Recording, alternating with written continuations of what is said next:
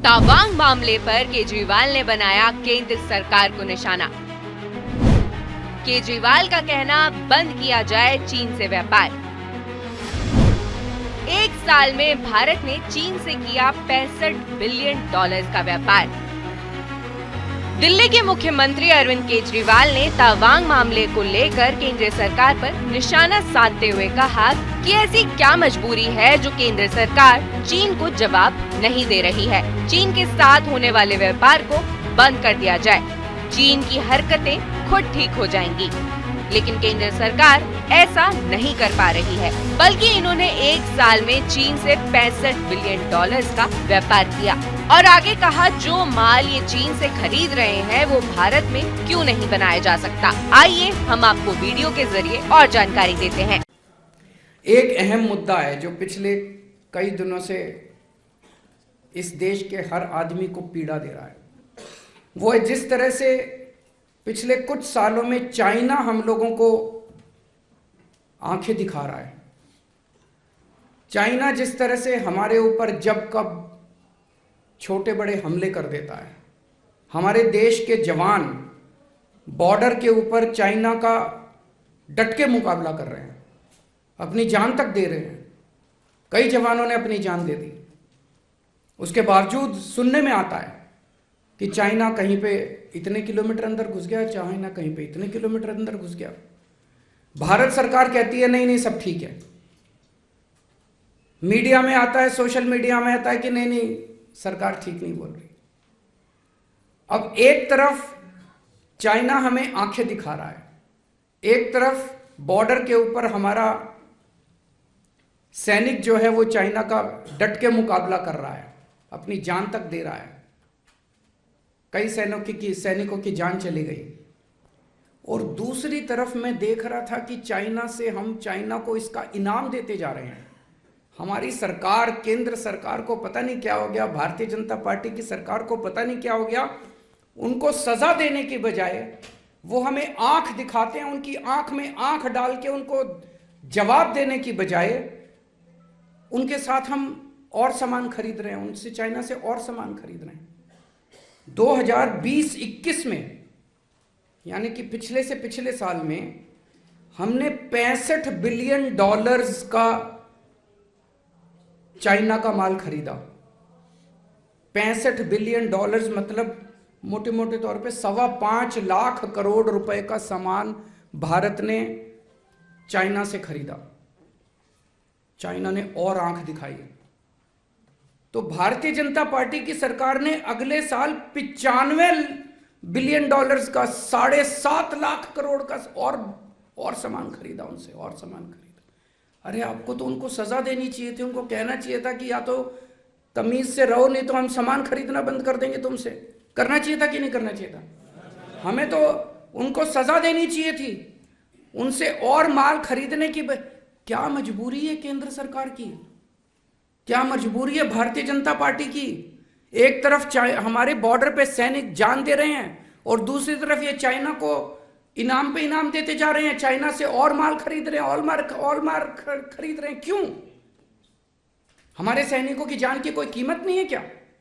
और माल क्या खरीदते हैं? चप्पलें इंपोर्ट हो रही है, कपड़े इंपोर्ट हो रहे हैं, खिलौने इंपोर्ट हो रहे हैं। ये हम नहीं बना सकते? चप्पलें हम नहीं बना सकते? कपड़े हम नहीं बना सकते? वहां से चश्मे इंपोर्ट हो रहे हैं।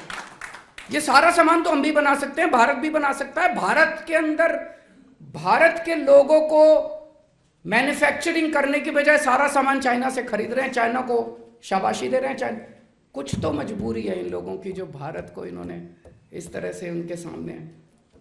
हमारे सैनिकों की जान की भी इनकी कोई परवाह नहीं है। कहते हैं चाइना से माल सस्ता आता है। अरे नहीं चाहिए हमको सस्ता माल, हम भारत का माल खरीद लेंगे चाहे कितने में भी बने।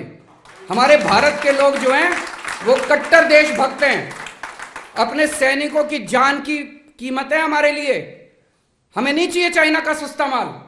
डबल कीमत पे भी अगर हमारे देश के अंदर माल बनेगा, हम डबल कीमत पे खरीद लेंगे अपने देश से माल।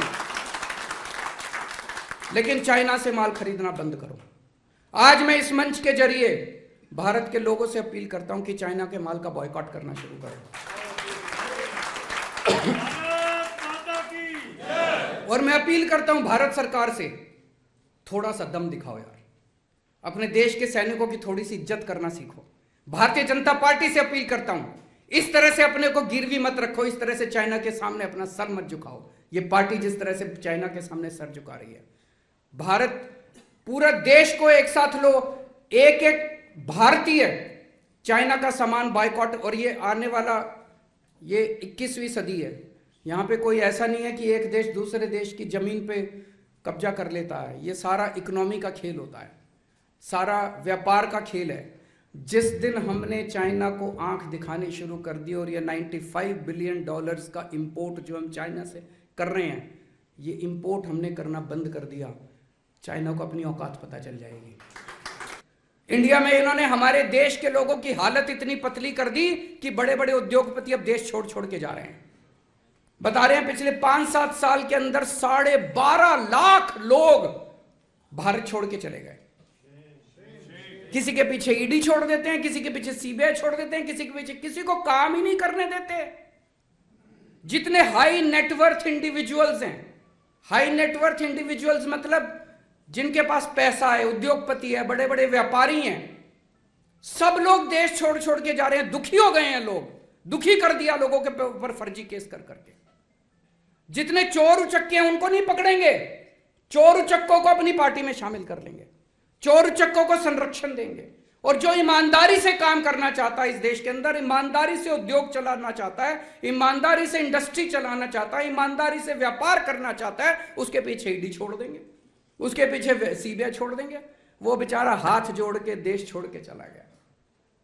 इधर चाइना से हाथ मिलाते हैं, लेकिन जो लोग हमारे देश के अंदर व्यापार कर सकते हैं, उद्योग लगा सकते हैं, मैन्युफैक्चरिंग कर सकते हैं, देश के बच्चों को रोजगार दे सकते हैं, उनके पीछे ईडी छोड़ दी, वो सारे देश छोड़ छोड़।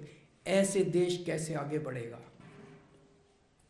आप इस सब की मैन्युफैक्चरिंग लगाओ। पूरी दुनिया के अंदर जितने इंडियंस हैं, भारत के जितने लोग पूरी दुनिया के अंदर, सबको ले आओ इंडिया में, सबको बोलो इन्वेस्ट करो, हम आपको फैसिलिटीज देंगे, हम आपको जमीन देंगे, हम आपको सारी फैसिलिटीज देंगे, इंडिया में आके मैन्युफैक्चरिंग करो।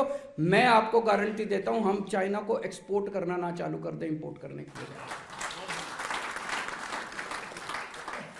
लिए। इंडियंस को तो तुम भगा रहे हो सबको इंडिया से, और चाइना वालों को गले लगा रहे हो, झूला झुलाते हो चाइना वालों को बुला के। अरे शर्म कर लो थोड़ी सी तुम।